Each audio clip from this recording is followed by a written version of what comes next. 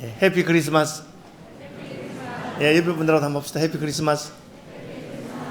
예. 성탄절이 주일인 경우는 뭐 확률적으로는 7분의 1이니까 7년 만에 오는 것 같습니다. 오늘 제목은 큰 기쁨의 좋은 소식인데 10절이에요. 천사가 이르되 무서워하지 말라. 보라, 내가 온 백성에게 미칠 큰 기쁨의 좋은 소식을 너희에게 전하노라. 그렇게. 우리는 천사가 오면 신난다, 천사다 뭐 이렇게 할 것 같은데, 천사가 무서워하지 마라 했으니까 아마 천사를 보면 좀 무서웠는가 봐요.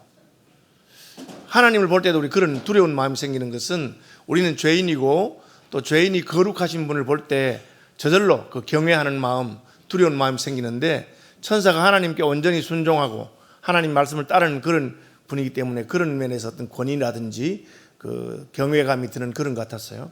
천사는 겁낼 것 없다, 나 하나님 심부름 왔는데 내가 내게 전할 말이 있다. 그 전할 말이 큰 기쁨의 좋은 소식이라, 그렇게 말하고 있어요. 이 큰 기쁨의 좋은 소식은 오늘 제목이죠. 이 제목인데, 큰 기쁨의 좋은 소식은 성탄절에 대한 뭐랄까요? 천사의 정의예요. 천사가 볼 때 예수님이 오신 사건, 이 성탄절은 큰 기쁨의 좋은 소식이다. 그렇게 말하고 있는 것입니다. 무슨 이제 크다고 했으니까 우리가 기쁨이 큰 기쁨도 있고 작은 기쁨도 있잖아요. 우리는 요즘 뭐 소확행, 그래서 소소하지만 확실한 행복, 그런 게 있습니다. 작은 행복이라고 해서 그게 안 좋은 거 아니에요.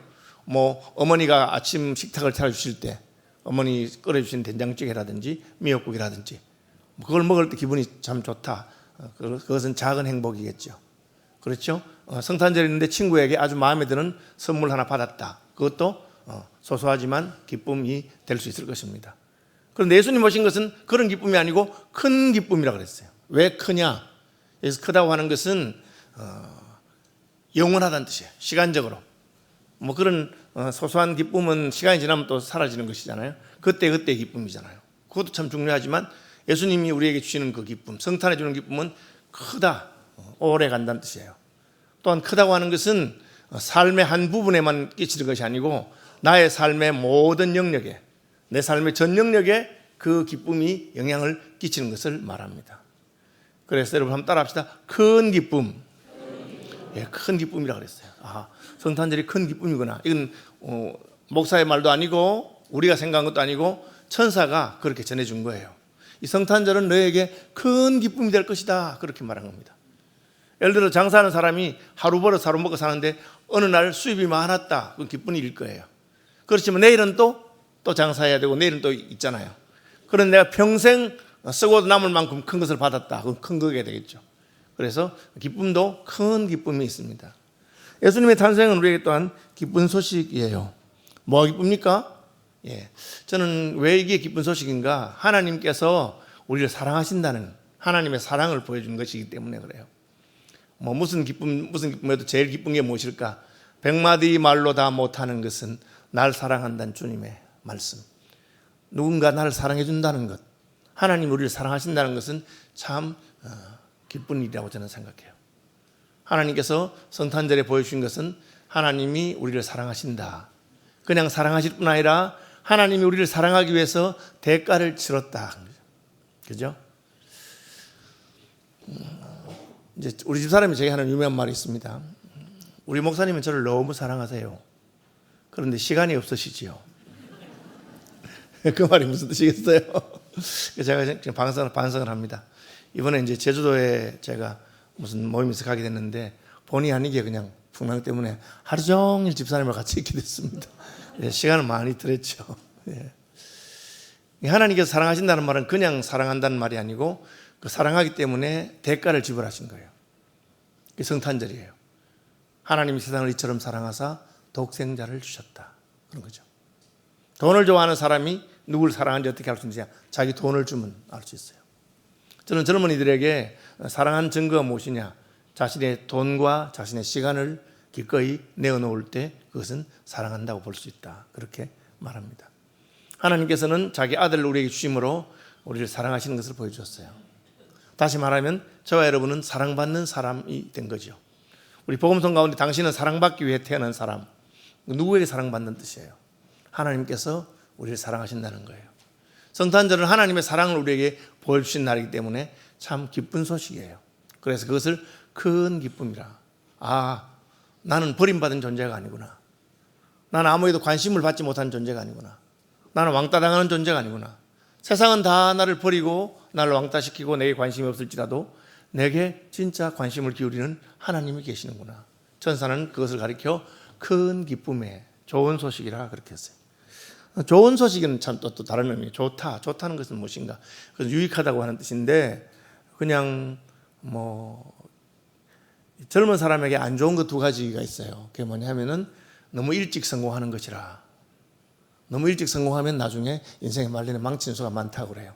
일찍 성공하니까 자기가 생각하는 대로 다 될 줄 알고 착각하고 교만에 빠지기 때문에 그래요. 또 하나는 너무 잘난 부모를 둔 것이라 그렇게 말해요. 부모님이 너무 잘나서 모든 걸 다 해주니까 그거 좋은 거 아니겠어요? 그렇지만 시간이 지나놓고 보니까 젊어서 고생은 사수도 한다든지 인생살이의 역경이 고난받는 것이 오히려 내 유익이 된다는 것처럼 이게 이제 하나님의 구원은 그런 면에서 참 좋은 것이에요. 지금 당장 눈앞에 돈을 한 보따리 갖다 주는 그런 이익이 아니에요. 예수님 때문에 오히려 어떤 사람들은 고난을 받기도 하고 예수님의 사랑을 깨달았기 때문에 선교사라고 하기도 하고 예수님의 사랑을 받아서 오히려 이 땅에서는 힘든 길을 가는 사람도 있어요. 모세는 하나님이 자기를 사랑하고 하나님이 선택한 백성이라는 것을 어머니에게 배웠기 때문에 모세는 하나님의 바로의 공주의 아들이라 칭하는 것을 거절하고 하나님의 백성과 함께 고난받는 길을 가게 됐어요. 그러나 결국은 그것은 모세에게 좋은 길이었습니다. 그러므로 큰 기쁨의 좋은 소식이라는 것은 당장 눈앞에 소소한 그런 것이 아니고 우리 인생을 걸만한 영원한 우리 인생을 책임지는 그런 소식이라는 것입니다. 그런데 이 소식은 누구에게 전해지느냐? 오늘 본문에 보니까 온 백성에게 미칠 큰 기쁨의 좋은 소식이라 그렇게 했어요. 온 백성에게 미친다고 했는데 사실 오늘 천사들은 목동들에게 목자들에게 이 소식을 전했어요. 왜 그랬을까? 여러분, 어떤 사람들은 남이 가르쳐주지 않아도 자기가 알아서 정보를 찾고 그렇게 하는 사람들이 있어요. 그러나 남이 알려주지 않으면 잘 못하는 사람도 있어요. 오늘날은 정보가 얼마나 많이 발달했습니까? 제가 며칠 동안 제주도에 갇혀 있다 왔는데 제가 말 안 했는데도 오늘 저를 보고 아이고 목사님 오셨네요 하고 그래 내가 아이고 소식을 들었나 보다. 이미 뉴스에서 그냥 많이 났어요. 심지어 서울로 수학여행 왔던 친구들도 이틀 동안 못 가서 쟤들 어떡하나 저는 이렇게 생각하는데 다른 분은 좋았겠다 그렇게 말하는 분도 있더라고요. 요즘 그렇게 소식이 발달된 시대예요. 예수님이 태어날 때는 어떤 시대입니까? 그런 시대가 아니에요. 한쪽에서 일어난 일을 다른 쪽에서 알 수 없어요. 그것을 알려면 그 사람은 사회적으로 높은 자리에 있거나 공부를 많이 한 사람들이에요. 예수님이 태어난 베들레헴에서 아주 멀리 있는 동방에 있는 박사들은 예수님이 태어난 것을 알았어요. 어떻게? 그들은 공부를 많이 한 학자들이었고 별을 연구하는 사람이었기 때문에 갑자기 전에 보지 못했던 어떤 별이 나타났어요. 저 별이 왜 나타났을까? 그 당시의 세계관과 그 당시의 과학적인 지식을 가지고 연구해 보니까 별이 나타나는 것하고 유대인의 왕 메시아가 나타난다는 것이 예언되어 있는 구약 성경을 보게 됐어요. 그래서 아마 저 별이 구약에 예언한 그 별인가 보다 하고 그들은 베들레헴에서 아주 멀리 떨어져 있었지만 그곳에서 산을 넘고 물을 건너서 예루살렘까지 오게 된 것이에요. 그분들은 자기들의 지식을 가지고 정보를 가지고 있었죠. 그들이 찾아온 곳은 어디입니까? 왕궁이에요. 헤롯 왕에게 찾아가서 유대인의 왕으로 나신 사람이 어디 계시냐? 그러니까 헤롯 왕이 깜짝 놀라가지고 아니 내가 왕인데 어디서 또 나타났을까? 어쨌든 예루살렘에서 헤롯은 그 소식을 제일 먼저 접한 사람이 되었어요. 헤롯이 누구에게 물어봅니까? 성경학자들, 율법학자들, 서기관들에게 물어봅니다. 서기관들 알았어요. 메시아가 어디서 나겠느냐 하니까 아마 유대 땅 베들레헴 에브라타일 겁니다. 이는 선지자로 말씀하신 바 유대 땅 베들레헴 에브라타야 너는 유대 거울 중에 제일 작지 아니하도다 하신 그 말씀을 보면 그것입니다. 그들 다 알았어요. 물론 그들 알았지만 예수님을 경배한 것은 아니에요. 반면에 베들레헴 바로 옆에 있는 다윗의 동리 베들레헴 동리 바로 그 들판에 있는 목자들은 전혀 몰랐어요. 베들레헴에 예수님이 탄생하시고 아기 예수 와서도 몰랐어요. 왜? 그 사람들은 배운 것도 많지 않고 그런 정보나 지식에 접할 수 없었기 때문에. 그런데 하나님께서는 천사를 그분들에게 보냈어요. 바로 옆에서 큰 구원의 기쁜 소식이 있음에도 불구하고 알지 못하는 그분에게 무엇을 보여줍니까? 하나님의 마음을 보여줍니다. 하나님께서는 이 복음의 소식에 멀리 있는 사람, 접하지 못하는 사람을 볼 때 안타까운 마음을 가지고 바로 너희가 양을 치는 바로 그 옆에 하나님의 아들 메시아가 탄생하셨음에도 불구하고 알지 못하고 있으니까 하나님께서는 천사들을 보내서 천사가 직접 와서 내가 오늘날 온 백성에게 전파될 미칠 큰 기쁨의 좋은 소식을 너희에게 알리는데 오늘날 다윗의 동네에서 구주가 나섰는데 곧 그리스도 주시다. 그렇게 선포하는 것을 보게 됩니다. 여러분, 이것은 하나님의 마음을 보여주는 것입니다. 하나님께서는 우리가 무엇을 알아서 지식이 있어서 미리 하나님을 찾아가고 예수님을 찾아오지 못해도 하나님께서 먼저 우리에게 찾아오시는 분입니다. 여러분, 그렇게 생각하니까 여러분이 예수 믿은 것도 마찬가지예요. 여러분이 먼저 하나님을 찾지 않았어도 하나님께서는 여러분에게 찾아오셔서 예수님께서 여러분의 구주가 되시는 것을 알려주시는 분이에요. 제가 보름 전쯤에 저희 교단의 선교사님 해마다 은퇴식을 하면 총회장에 가서 이렇게 설교를 하고 하는데 이번에는 한 분이 은퇴하셨어요. KPM의 김자선 선교사님이라고. 이분은 뚜레가라오라고 하는 필리핀에서 아주 북쪽 지역의 산지에 꼴짜기에 우리나라로 말하면 어디쯤 될까요? 아주 그냥 사람이 교통이 불편한 그런 지역에 마닐라에서 버스로도 10시간씩 가야 되고 옛날에 요즘은 좀 편해졌다고 합니다. 그리고 라굼이라고 하는 지역에 교회를 수십 개, 40개 개척하시고 또 기도소도 수십 개가 있고 그리고 유치원부터 시작해 대학까지 다 하신 그런 여자 독신 선교사님이 계세요. 38년인가를 혼자 사역하시면서 그런 일을 하셨어요. 제가 놀란 것은 그분을 지원하는, 기도해주고 지원해주는 교회들 또 부산에 아주 큰 치과 이런 분들이 많아요. 왜 그렇게 지원했을까요? 제가 그분의 은퇴 예배 가서 보면 느낀 것은 그분이 간 곳이 복음을 전혀 받은 적이 없는 사람들이 있는 곳이기 때문에. 혹 지난 수요일 날 우리 이상민 선교사님 선교 보고하시고 설교 들은 분인지 모르겠어요. 이상민 선교사님은 오랑 아슬리라고 하는 말레이시아의 원주민들 밀림에 살고 있는 사람. 여러분 오랑우탕 들어보셨죠? 오랑이라고 하는 사람이라는 뜻이에요. 오랑우탕은 밀림의 사람이라는 뜻이에요. 오랑 아슬리는 원주민들을 말해요. 그분들에게 가서 그분들의 말로 성경을 전해주고. 왜? 우리의 마음이 뜨겁기 때문에. 저 사람들이 21세기가 됐는데도 아직까지 성경책이 없는 민족이 있구나. 하나님이 누군지 모르는 사람이 있구나. 아니 예수님이 누군지 한 번도 들어보지 못한 사람들이 있구나. 하나님께서 그런 마음을 가지시고 베들레헴 목동들에게, 목자들에게 천사들을 보내신 것을 알 수가 있어요. 왜? 이 소식은 온 백성에게 미칠 큰 기쁨의 좋은 소식이기 때문에 그래요. 일을 하기 위해서 하나님께서 일하기 위해 천사들이 그리고 마리아와 요셉이 그리고 목동들이 각각 자기의 역할을 감당한 것을 우리는 볼 수 있어요. 하나님께서 뭘 하셨습니까? 하나님께서는 이 일을 하기 위해서 역사를 주관하셨어요. 여러분, 과학자들이 우주를 연구해 보면 가장 놀라는 게 뭐냐면 미세 조정이라는 거예요. 미세 조정이 뭐냐? 우주가 기가 막히게 조정이 되어 있다는 거예요. 지구와 달의 거리, 지구가 기울어진, 태양을 중심으로 해서 23.5도 기울어진 그 각도, 지구에 있는 물과 육지의 비율, 물이 어는 온도, 기가 막히게 맞췄어요. 이게 하나라도 안 맞으면 지구는 사람이 전혀 살 수 없는 곳이 된다 그래요. 그래서 하나님을 믿지 않는 분들은 참 기가 막힌 우연의 일치고 그야말로 너무너무 가능성이 없는 것이 이렇게 지구에서는 다 맞았다 그렇게 생각하지만 하나님을 믿는 사람들은 하나님께서 그걸 다 조정했다고 생각해요. 만약에 물이 얼어서 가벼워지지 않고 더 무거워진다면 바다는 전부 다 얼음으로 가득했을 거예요. 왜? 얼은 것이 밑으로 깔아앉기 시작하기 때문에. 그리고 밑에 갈수록 더 차가워지기 때문에. 그러나 하나님께서는 물이 얼면 가벼워져서 위로 뜨게 했기 때문에 북극 같은 그런 추운 곳에도 얼음 밑에서는 생물들이 살 수 있도록 그렇게 하신 것입니다. 그래서 우리는 미세 조정이라고 해요. 하나님이 기가 막히게 잘 조정해 놓으셨다. 오늘 본문에 보면 하나님이 역사를 미세 조정하는 것을 알 수 있어요. 하나님께서는 메시아를 보내시면서 우리가 그분이 메시아인 것을 확실히 알도록 하기 위해서 유대 땅 베들레헴에서 나게 하시겠다고 약속하셨어요. 동방에서 박사들이 와서 유대인의 왕이 어디서 태어나겠느냐? 헤롯에게 물으니까 헤롯이 율법학자들에게 아니 메시아가 났다는데 어디에서 나겠느냐 하니까 다 알았어요. 아마 베들레헴일 것입니다. 이는 유대 땅 베들레헴 에브라타야. 너는 유대 고을 중에 가장 작지 아니하도다. 이는 내게서 한 다스리는 자가 날 것이라고 성경에 예언한 그대로입니다. 그래서 예수님은 베들레헴에 나셔야 되는데 예수님의 어머니 마리아는 지금 어디 있습니까? 나사렛에 있어요. 요셉과 정혼하고 성령으로 잉태되었지만 나사렛에 있어요. 나사렛에서 베들레헴까지 요즘으로 말하면 별로 먼 곳이 아니지만 옛날에 아주 먼 곳이에요. 임신한 마리아가 그 무거운 몸을 이끌고 그 요셉과 자기 마리아의 조상들의 고향인 베들레헴에 갈 이유가 전혀 없어요.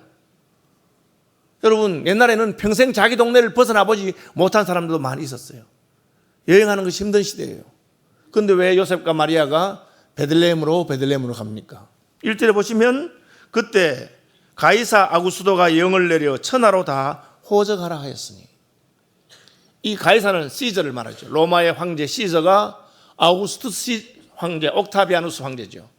황제가 갑자기 자기가 통치하는 모든 나라에 있는 백성들에게 자기의 본적지, 자기 조상들의 고향에 가서 거기서 이름을 다 등록하라 하는 거예요. 요즘은 여러분 그냥 컴퓨터로 등록하면 되고, 요즘은 인구 센서스 하면은 조사하는 조사원들이 집집마다 방문하면서 해요.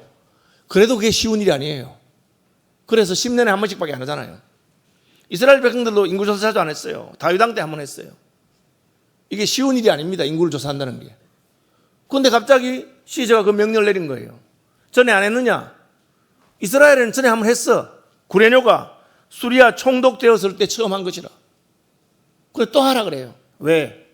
이 호정령을 통해서 전부 다 자기 고향으로 가는데 요셉과 마리아는 자기들의 고향이었던 베들레헴으로 가게 됩니다. 그리고 베들레헴에 도착했을 때 마침 마리아가 아기를 낳을 때가 되어서 아기를 낳게 되는 것이죠. 이것을 하나님의 역사 개입 혹은 하나님의 미세 조정이라 할 수 있어요. 왜? 하나님께서 예언하신 그대로 메시아가 유대 땅 베들레헴에 나시도록 하기 위해서. 그래야 우리가 착각하지 않도록. 오늘날 이상한 이단들이 말이에요. 자기가 메시아라고 하고 그렇게 해요. 네가 메시아인 증거 어딨냐? 동방에 의인이 나타났는데 대한민국이 동방이기 때문에. 물론 유럽에서 보면 대한민국이 동방이죠. 한국에서 보면 미국이 동방이죠. 그 말도 안 되는 애매한 말을 가지고 끌어다 붙입니다. 그러나 성경은 예수님의 탄생에 대해서 유대 땅 베들레헴 에브라타야. 너는 유대 고을 중에서 가장 작지 아니하도다. 이는 내게서 한 다스린 자가 날 것이다. 물어보면 다 알았어요. 만약 메시아가 오신다면 유대 땅 베들레헴 에브라타에 날 것입니다. 그렇게 분명히 말했죠. 그래서 메시아가 오셨을 때 알 수 있도록 예언하신 그대로 예수님께서 베들레헴에서 날 수 있도록 하나님이 역사를 주관하는 것을 보게 됩니다. 로마의 황제가 명령 한번 내리니까 천하가 다 호적하러 고향으로 갑니다. 하나님께서는 역사를 주관하셔서 우리의 구원을 위해서 약속하신 그 일을 그대로 성취하는 분이신 것을 볼 수가 있습니다. 이것이 무슨 소식입니까? 큰 기쁨의 좋은 소식입니다. 하나님이 우리에게 관심이 있으시구나. 하나님이 우리의 구원을 이루시기 위해서 섬세하게 역사하시는 분이시구나. 하나님 우리에게 무관심한 분이 아니에요. 우리 관심을 가지고 계십니다. 여러분을 구원하기 위해서 역사를 이끄시는 분이십니다. 여러분, 저는 저희 부모님 일찍 세상을 안 떠나셨으면 목사가 안 됐을 것 같아요. 저는 약간 로맨티스트였거든요. 그래서 아마 그냥 전 세계를 다니면서 그렇게 살았을지 모르겠어요. 부모님이 세상을 떠나시면서 저는 하나님께서 저를 목사로 부르신 것을 깨닫게 됐어요. 여러분, 저는 지금 제가 살이 찌고 음식을 잘 먹죠. 어릴 땐 저는 굉장히 입이 짧았어요. 그래서 음식 안 먹는다고 늘 꾸지람 듣고 그렇게 했어요. 고기를 안 먹었어요, 저는. 어머님이 소고기국 끓여주면 그냥 물만 조금 먹고 못 먹는 그런 사람이었어요. 그런데 부모님 세상 떠나시고 나니까 없어서 못 먹잖아요. 그죠? 이제 입을 가린다든지 그 입이 짧다든지 건 뭔 소식이 됐어요. 목사가 되어 보니까 목사를 다른 말로 먹사라고 하는 먹사. 잘 먹어야 된다는 거죠. 그 교인들이 주는 음식 먹어야 되는데 못 먹고 깨작깨작하면 교인들이 싫어하죠. 어느 곳이든지 시골이든지 어디 가서 주는 대로 먹고 아무데나 잘 자고 그렇게 해야 되는 거예요. 근데 하나님께서 그렇게 하셨구나. 저는 그런 생각이 좀 들어요. 여러분의 구원을 위해서도 하나님께서 여러분의 인생살이에 섬세하게 조절해 놓으시고 우연한 것처럼 보이지만 만날 사람은 만나게 하시고 서울 시민교회로 부르시고 그렇게 하신 분이세요. 그것을 누가는 잘 기록해 놓은 것입니다. 그것이 바로 큰 기쁨의 좋은 소식, 천사가 전한 소식입니다. 하나님이 여러분을 사랑하셔서 메시아를 보내시고 구원하셨다. 또 누가 이 일에 개입하십니까? 예수님이시죠. 예수님께서는 하나님 아버지의 뜻을 따라서 아기가 되어서 이 땅에 태어나신 거예요. 우리 흔히 예수님께서 우리 위해서 하신 일 중에 가장 큰 일, 십자가에 달려 죽으신 것이라고 생각해요. 실제로 그 일이 가장 큰 일이에요. 그런데 우리는 인간적으로 생각해서 그냥 예수님이 십자가에서 손과 발에 못을 박았으니까 얼마나 아플까, 채찍으로 맞았으니까 얼마나 아플까 그렇게 생각하는데, 그 육체적인 고통보다 훨씬 더 큰 고통은 예수님의 영혼이 하나님께 버림받은 엘리 엘리 라마 사박다니, 나의 하나님 어찌하여 나를 버리십니까? 하나님께 외면받는 것, 죄인이기 때문에 그것이 가장 큰 고통이었어요. 그런 관점에서 본다면 예수님의 십자가 못지않게 큰 고통은 하나님이신 예수님께서 사람이 되신 거예요. 여러분, 사람이 되려면 처음에는 세포 하나에서 시작한다는 뜻이에요. 그 세포 하나가 분열하면서 둘이 되고 넷이 되고 그렇게 해서 7주가 되면, 제가 그 낙태를 반대하는 분들이 이렇게 아기 모형 보여준 거 봤는데 7주만 돼도 애가 사람 모양이 다 있어요. 크기만 작아서 그렇지. 그렇게 작은 모습에서부터 점점 커져서 아기가 태어나고, 아기는 아무것도 못해요. 자기가 돌아눕지도 못하고 엄마가 다 돌봐줘야 돼요. 그런 과정을 거치시면서 사람이 되신 것이에요. 그것이 무엇입니까? 하나님의 크신 사랑, 우리를 구원하기 위한 하나님의 수고와 관심을 보여주는 사건입니다. 어디서 태어납니까? 베들레헴 외양간 양구위에서 태어나신 것을 알 수 있어요. 왜 예수님이 양구위에서 태어났을까? 왜 외양간에서 태어났을까? 그것은 구약 성경에 보면은 메시아는 목자이기 때문입니다. 하나님께서 왜 예수님이 탄생했을 때 목자들을 제일 먼저 와서 경배했을까? 그분이 목자이기 때문이에요. 에스겔서에 분명히 나타나 있어요. 목자이면서 이스라엘의 왕이 된, 이스라엘 백성들이 목자가 없어서 방황하는데 내가 너희에게 참된 목자를 보내줄 것이다. 나중에 예수님이 나는 선한 목자라, 선한 목자는 양을 위해서 목숨을 바친다, 그렇게 말씀하셨어요. 그러니까 하나님께서 이 모든 것을 계획하시고 아기 예수님이 외양간에서 태어나시도록, 왜? 목자는 양들과 함께 있기 때문에, 목자는 양에게 먹을 것을 주고 양을 돌봐주는 존재이기 때문에 아기 예수로 태어날 때부터 외양간 양구에서 태어나게 하시고 목자들의 경배를 받게 하신 것이에요. 이것이 하나님께서 우리의 구원을 위해서 얼마나 섬세하게 역사를 주관하시면서 우리에게 하나님이 하시는 일을 보여주신 것입니다. 여러분, 예수님은 저와 여러분의 목자가 되십니다. 우리의 목자인 것을 보여주기 위해서 그는 양들이 누워 자고 양들이 먹고 자는 그 외양간에 오시는 것을 전혀 개의치 않으셨습니다. 왜? 그분 우리의 목자이기 때문에. 여러분, 음식 만드는 걸 싫어한다면 셰프가 될 수 없겠죠. 셰프가 된다면 음식을 만드는 거나 설거지하는 것이나 다 좋아해야 되는 겁니다. 목자가 되시는 분이 양을 싫어하면 되겠어요? 목자는 양을 사랑하고 양을 위해서 목숨을 바치는 분이십니다. 예수님은 저와 여러분의 목자가 되시기 위해서 외양간 양구위에서 탄생하셨어요. 그리고 그 소식을 천사들이 전하는데 천사들은 아주 정확하게 간결하게 전합니다. 하나님이 시키는 말만 하죠. 하나님 시킨 사람에게 갑니다. 제가 생각할 때는, 아니 하나님 왜 저기 그 목자들한테, 제일 천민들한테 혹은 별로 영양가 없는 사람들한테 가서 외쳐요. 저기 예루살렘에 가서 성전에서 있는 사람들에게, 예루살렘 히브리 대학에 가서 거기 대학에 있는 교수들에게 혹은 잘난 사람 부자들 그런 데 가서 외치면 안 좋겠어요? 그렇게 하는데 하나님 그렇게 하라 하잖아요. 너 저기 베들레헴 들판에서 양과 함께 자고 있는 목자들에게 온 백성에게 미칠 큰 기쁨의 좋은 소식을 전하는데 오늘날 다윗의 동네에 너희를 위해서 구주가 나셨다고 전하거라. 그대로 해요. 그게 천사예요. 왜? 하나님의 마음이 어디가 있는가를 보여주기 때문에. 하나님의 마음은 이 복음의 소식을 들을 수 없는 사람, 듣기 힘든 사람, 낮고 천한 곳에 있는 사람에게 먼저 가 있는 것을 알 수가 있습니다. 그래서 우리가 살아가다가 내 인생이 망해지고 실패하고 좌절한다고 해서 하나님께서 우리를 버리시지 않습니다. 오히려 우리가 힘들고 어렵고 낙심하고 좌절할 때 오히려 우리에게 찾아오셔서 우리를 구원하시고자 생명의 기쁜 소식을 전합니다. 예수님이 산상본에서 하신 말씀도 가난한 자는 복이 있다. 심령이 가난한 자는 복이 있다. 내가 누구냐고 묻거든 요한에 가서 말하기를 소경이 보며 안전뱅이가 일어나며 가난한 자에게 복음이 전파된다고 하여라. 하나님은 우리가 잘나서가 아니라 우리가 못나서, 우리가 깨끗하고 거룩하기 때문이 아니라 인자가 온 것은 의인을 구하려 함이 아니요 죄인을 구하려 함이로다. 우리가 하나님의 사랑이 없다면 구원받지 못하기 때문에 우리를 불쌍히 여기셔서 오셨어요. 그것이 바로 성탄절입니다. 성탄절이 왜 큰 기쁨의 좋은 소식입니까? 나 같은 자도 하나님의 사랑에서 외면당하지 않는구나. 내가 못나도, 내가 실패해도, 낙심해도 하나님은 여전히 나를 사랑하시고 내가 있는 곳에, 양들이 있는 곳에 외양간으로 찾아오시는 분이구나 하는 것을 가르쳐주기 때문에 그렇죠. 목자들도 마찬가지예요. 목자들이 천사들의 말 듣고 그대로 가서 순종하죠. 예수님이 베들레헴에 오래 계시지 않아요. 왜? 난지 8일 만에 할례를 받으러 예루살렘으로 올라가야 되기 때문에. 그리고 외양간에 계속 있었겠어요? 방이 생기면 방으로 옮기겠죠. 박사들이 왔을 때는 집에 있었어요.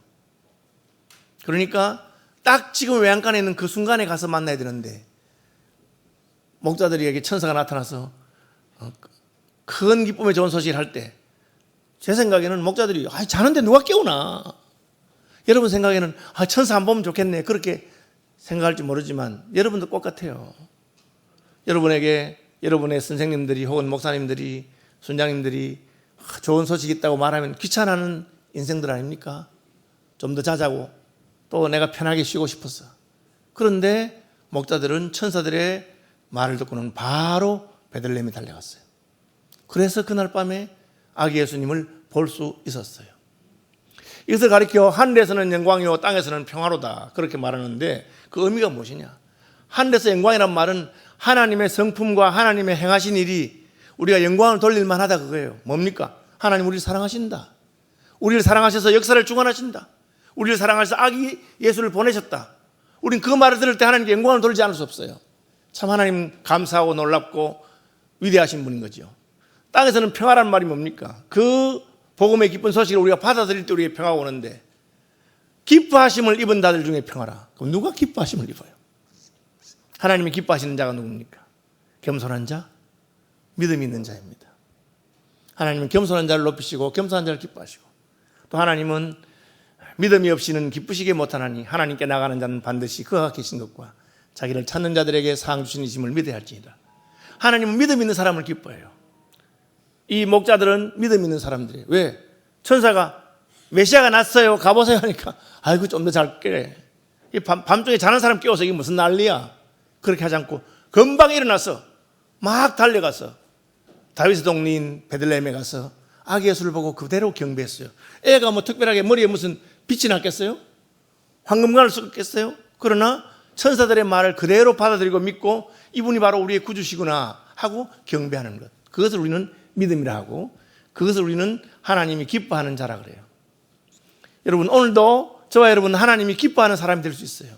어떻게? 하나님 나는 예수님이 필요하고 예수님이 나 같은 죄인을 위해서 오신 것을 너무너무 마음에 믿고 받아들입니다. 예수님 우리의 구주인 것을 내가 믿음으로 받습니다. 나도 예수님께 경배하고 싶습니다. 나의 구주가 되어 주십시오.